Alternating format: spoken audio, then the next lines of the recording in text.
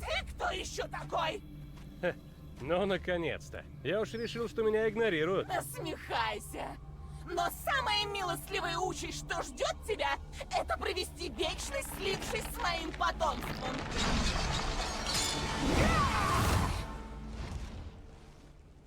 Лол. О, Предложение заманчивое, но, пожалуй, я пас. вау. Хотя надо подраться время от времени, а то скучно. Правда?